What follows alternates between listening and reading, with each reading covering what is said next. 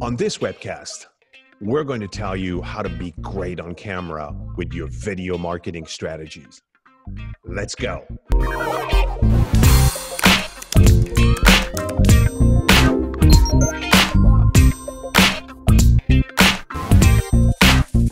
Hey everybody, this is Antoine Dupont with Catapult Marketing, and this is webcast number 46. I don't know how you make a 6 with your fingers, but you get it, right? And today I got Meaghan Corson. Hi Meaghan, how are you? I'm great. Thank you so much for having me, Antoine. I'm really excited. I am excited to having you. It's not every day that I have a retired news reporter on camera with me, which is what we're going to be talking about.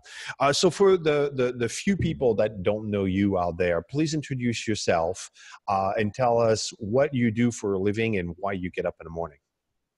Yes, thank you so much. So I help people really utilize video for their businesses, whether it's through marketing, sales, or internal communications, really to accomplish your business goals with video, not doing video for the sake of video, and also help them perform well in front of the camera. I know you have similar work with this as well, because people just know that video is really important, but sometimes it feels overwhelming or confusing. I help clear that confusion, and I tap my experience, as you mentioned, as a former TV news reporter, storytelling in that way, and then also my experience in the corporate world, from billion-dollar software companies down to small startups, be able to really maximize video. Very, very cool. That is just awesome. So I think your breadth of experience is really awesome, because today we're talking about how to be great on camera.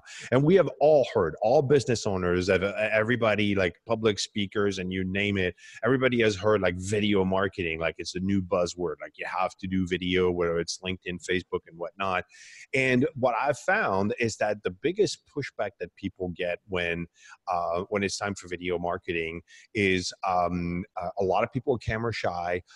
Most people don't like themselves on camera. And it's just like, they just don't know, like they don't know how to be on camera. They get stiff, they just get all kinds of weird ways. So today we want to talk about 3 things for people to how to be great on camera. And I think you're amazing for this because of your background, being a TV news reporter, having to be on camera every day and being great and being happy whether you want it or not.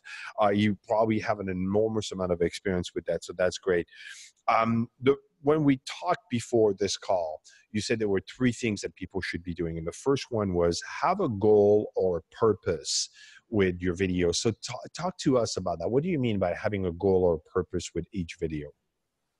Well, as I tapped into before, everyone understands the value of having video. I mean, there's a reason why it's growing more and more, and why all the social media platforms are utilizing video and even giving more time, being more competitive with other platforms, how they take advantage of video, from LinkedIn expanding the length of videos that they allow, to Instagram having IGTV, you name it, every platform has some sort of video.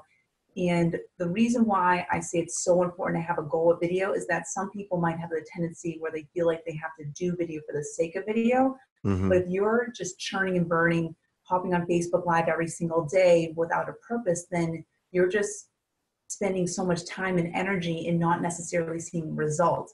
If you go with a goal, then it's much easier to see that ROI that you want from video, because of course we all have 24 hours in a day, and we want to maximize the most of it to be able to balance with what we're trying to do with our businesses, as well as what we do outside of work.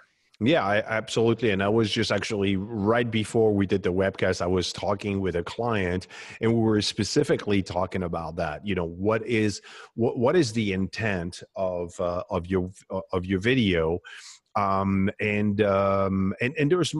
there's multiple purposes. You could want that video to be a lead generator, or you might want to be positioning yourself as a thought leader or increasing visibility. I mean, you got to really look at why is it that you're doing videos.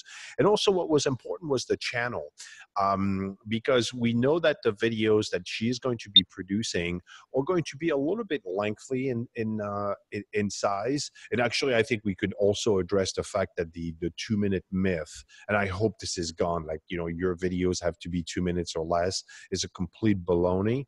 Your videos have to be good, right? The length of time, we'll watch 15 minutes if it's great, and we'll watch 10 seconds if it sucks. That's the truth. But we're looking at the channels, YouTube versus LinkedIn versus Facebook, are completely different platforms. And I think it's important for you to have a goal. Where do you see that video ending up on what channel? Is this going to be a YouTube channel? Is this a YouTube video? Is this going to be a Facebook video? Is it going to be a LinkedIn? Because if you're going to be doing a LinkedIn video, here's one of the things you need to know. LinkedIn has a 10-minute length restriction. So you cannot do more than 10 minutes. YouTube, obviously, you can do whatever you want. And what we find out with Facebook is that people don't really want to watch long videos on Facebook. A minute or two, that's pretty much the attention span.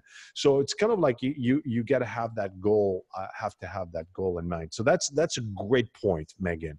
Number one, have a great goal and a purpose for your videos, because if you don't, then you're likely to get burnt out. So that's really a great point. The number two things you told me was actually properly prepare. So what do you mean by properly prepare? So once you define the goal with your video, you want to set yourself up for success, right? I don't recommend people going on camera and winging it. Even when it comes to Facebook Live, it really depends on your brand and what you want to accomplish with the video. So unless if you're known for being super spontaneous and you're already super comfortable and flexible with going on camera, then you can wing it, but that's a certain style that you've developed, that's something that you're already known for and your audience understands that. But it's still good to make sure that you think about three components when it comes to preparing to go in front of the camera. I like to consider this is your video brand. So you have to think about your look, your sound, and your expressions. So that's with your look, that's thinking about what are you wearing, what's behind you, thinking about does this setting make sense for your video to minimize distractions. With your sound, that's of course your voice, your messaging, take care of your voice. And also think about what are key phrases or messages that people really need to take away from your video, so that way you don't hit the record button and then blank. Or even worse, you finish recording, you post, and you think, shoot, there was one thing that was really important that I didn't even touch on in the video. Yeah, Yeah. And then with your expressions, that's of course of how you use your hands and motions and up to even your eyebrows, of just being able to engage and connect with people and to obviously show your personality and not come off as robotic. Yeah, people have a tendency to get, I don't know what it is, what they get behind the camera, but I have seen few people freeze. And I think freeze has a lot to do when people freeze on camera and you get behind the camera and you're uncomfortable. And I think it has a lot to do with the lack of preparation. I would say that the biggest myth, another biggest myth, is that for some reason, people believe that some of us are more natural or gifted to be on behind camera. And it may be true to a very small extent, but the vast majority of what you see has to do with preparation. Case in point, I have a script for the webcast. And the reason why I have a script is because I know how I want to start the webcast. I know what I want to say in the middle, and I know how I want to close it. And I want this to be consistent. And that's my cheat sheet. Listen, I've done it 46 times, so I kind of like get the gist of it. But still, I have a template, and I think it's the same with every video. You need to prepare. You need to have a script. You need to know how you're going to start it, the points you want to cover, and how you're going to close this. And by the way, that may not be something that you're gifted with, but you could find someone. I actually have someone in my company that helps me generating scripts and whatnot. This is someone you can pay to help you, draft something, so you don't come in front of the camera. I wouldn't even think. I would not think about going behind the camera without being prepared right now. I mean, would you go and behind the camera and then shoot a video without being prepared? Definitely not. I mean, sometimes you do have opportunities where someone might ask you, for example, let's say I am a professional speaker as well, focused on video and to how to be great in front of the camera. And I had an opportunity where I gave a presentation, and then afterwards someone asked me if they would hop on their camera and be able to connect with their audience with this Facebook Live. Now, I wasn't prepared per se, but Mm-hmm. I do know a couple go-to key tips that I share when people ask me to join them on their webcasts like this or hop on a video, so that way I can take advantage of those opportunities. So I might have not been prepared in the traditional sense, but I Right. have these go-to phrases and important things that I want people to take away that's valuable, adjusted to the timing that allows. And again, some people like to push off preparation because they think that, oh, I'm dreading going on camera. I push it off, and then you're all nervous and you go on it and you don't get what you want out of it. You'll Mm-hmm. naturally feel more confident when you prepare more. So it really helps you on multiple ends on getting a great product and making video more enjoyable, because believe it or not, going on video can actually be fun. So there's no need Yeah. for it to feel like this huge task. Right, right. Yeah, yeah. It can certainly be fun. All right, so it's cool. So that was point number two. Properly prepare. There's no such thing as winging it. There's no such thing as, oh, I'm naturally gifted at this stuff and I come up with all this content. It's a complete myth. Everybody that is good on camera is because they prepare. They have a goal. They properly prepare for that. So that was point number two. Now, point number three is always have a call to action. So, what do you mean by that? What do you mean by always have a call to action? Well, this ties into the purpose or the goal that you have with the video. Mm-hmm. If someone watches your full video and they love your brand, they watch this episode that we have here right now and they're all excited about it and they want to connect with me or to you even more, then they would have to take that extra effort to be able to go to your website, follow the links or things like that, or try to do a Google search or do extra work on themselves. And they wouldn't necessarily want to do that because it takes extra effort mentally, and then just actually typing and coming up with these things.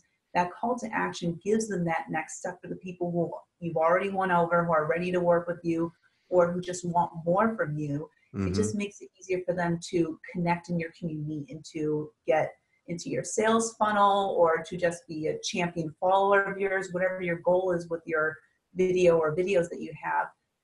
It's just important to do that because it just makes it so much easier for you to get that ROI that you're looking for. And it's a great way to ensure that you can actually have your video geared toward that goal, that purpose that you've assigned to the video. Yeah, I agree with that. And I say that, for the only one that I don't do a call to action at the beginning, I mean, all my videos, I do a call to action at the beginning and at the end.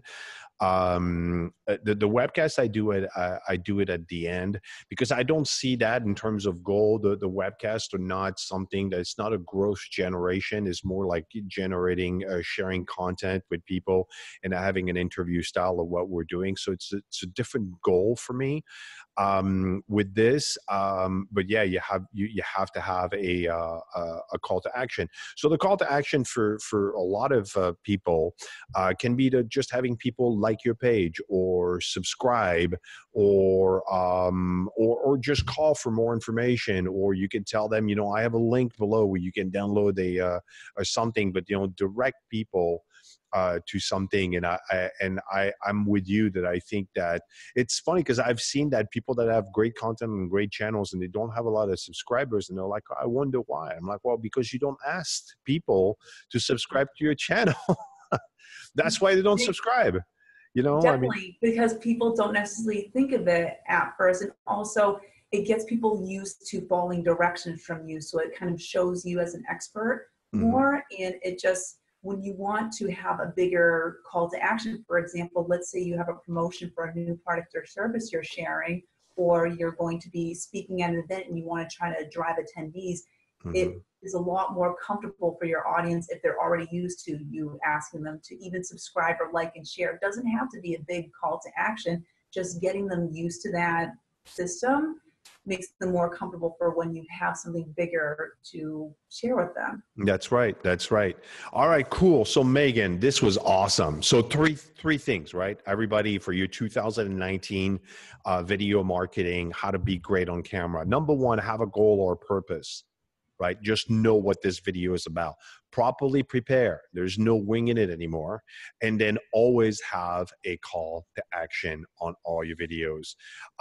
This was awesome. Thank you so much, Meaghan, for doing this webcast for me. I know that we have provided some really great help for people out there trying to figure out content marketing. And if you like this video, please make sure to like it and subscribe and click the bell so you don't miss a thing. Did you see what I just did there?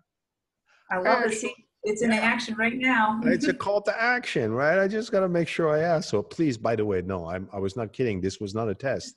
I actually want you to subscribe. Okay, do it right now. I'm waiting. All right, good. All right, you've done it.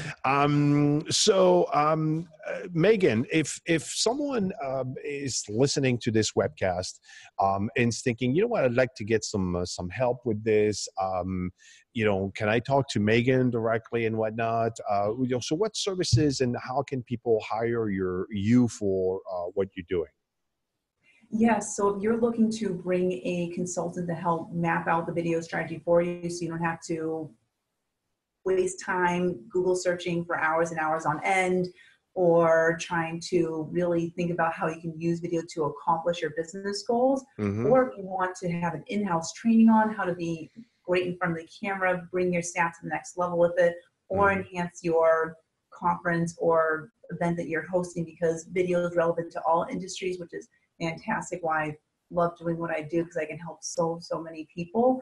You can connect with me directly. My website is easy, meaghancorson.com. That's spelled M-E-A. Oh, we're going to put the link right below. Oh, perfect. Okay, so just follow the link right here. Yeah, the link in the description. We'll put your link. We'll put your contact info. Yes, so connect with me directly on my website, and also you're welcome to connect with me directly on LinkedIn if you'd like to continue the conversation one-on-one as well. So thank you so much for joining. I hope this was valuable. And if you want even more information, obviously watch more of Antoine's videos like this, and you can find me sharing more information on video specifically on my blog at meaghancorson.com. That's very cool. Thank you, Meaghan. I think that, by the way, I think that the biggest mistake that people are doing with video marketing is they're trying to wing it. And I think you should be asking for help. And Meaghan would be an amazing resource for a lot of you out there. Just call her, and she could actually probably save you a lot of time and money by doing it right from the get-go. So that's great. That's great that there actually are people that are professional, that they do that for a living. Now it's time to hear from you. I'd love to hear your questions, your comments, particular things that you've done with video marketing and prepare yourself to be great behind the camera. What have you done, or things that you've struggled? Put some questions in the comments below. And if it's for Meaghan, just put it, and I'll reach out to Meaghan and make sure she comes and answer the questions. And on that note, Meaghan, thank you so much for joining me today. Video marketing is huge. If video marketing is not part of your 2019 strategies, then something's missing, and it probably should be in there. But on that note, thank you so much, Meaghan, for joining me today. Thank you again for having me. It was a blast. All right. Thank you. Bye now. Bye. But before you leave, please subscribe, click the bell, and see you next time.